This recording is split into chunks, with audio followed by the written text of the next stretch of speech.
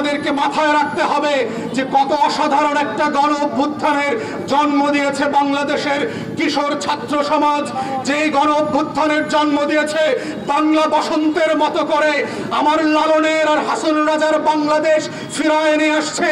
পশ্চিমাদের দাসত্বকে, বাগাড়ম্বরীকে, দিল্লির মসনদকে না বলে নতুন বাংলাদেশের জন্ম দিয়েছে।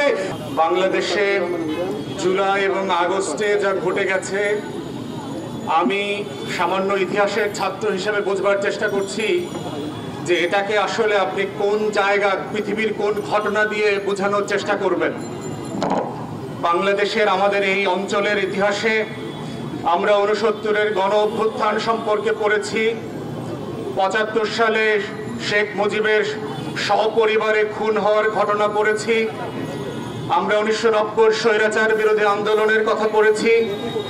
আমরা তত্ত্বাবধায়ক সরকারের আন্দোলন দেখেছি এবং 1/11-র ঘটনাগুলো দেখেছি। দেশের বাহিরে গত 25 বছরে আমরা আরব বসন্তের ঘটনা দেখলাম। তিউনিসিয়ার একজন স্ট্রিট ভেন্ডার কিভাবে চাঁদাবাজি সহ্য করতে না পেরে নিজের গায়ে আগুন জ্বালিয়ে দিয়ে এক বিপ্লবের সূচনা করেছিলেন।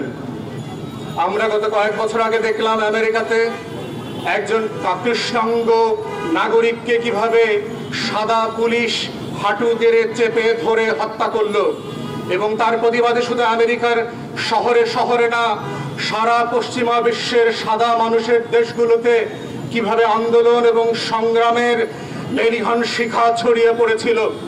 আমরা দেখলাম গত শত শত বছর ধরে যারা দাস প্রথা দিয়ে সারা ইউরোপকে এনরিচ করেছে, সমৃদ্ধ করেছে, হাজার হাজার কোটি টাকা দিয়ে দাসত্বের সভ্যতা বানিয়েছিল, সেই সভ্যতার কারিগর যারা ছিল সেই সকল দাস ব্যবসায়ীদের মূর্তিগুলো অক্সফোর্ড এবং কেমব্রিজ থেকে ভেঙে চুরে ফেলে দিয়েছে ছাত্র সমাজ।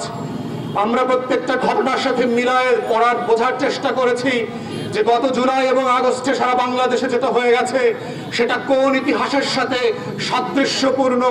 এবং আমি আমার ক্ষুদ্র ইতিহাসের ছাত্র হিসাবে বলছি যে এটা এমন ইতিহাস যেটা বাংলার মাটির ইতিহাস ছাড়া পৃথিবীর আর কোনো ইতিহাসের সাথে তুলনা করা যাবে না।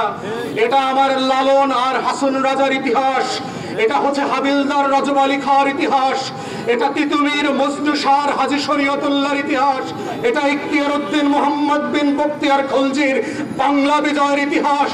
এটা সেই 1200 শতাব্দীতে, 13 শতাব্দীতে 17 জন অশ্বারোহী এসে বেগম লক্ষণ সেনকে তার প্রাসাদ থেকে পালিয়ে যেতে বাধ্য করবার ইতিহাস।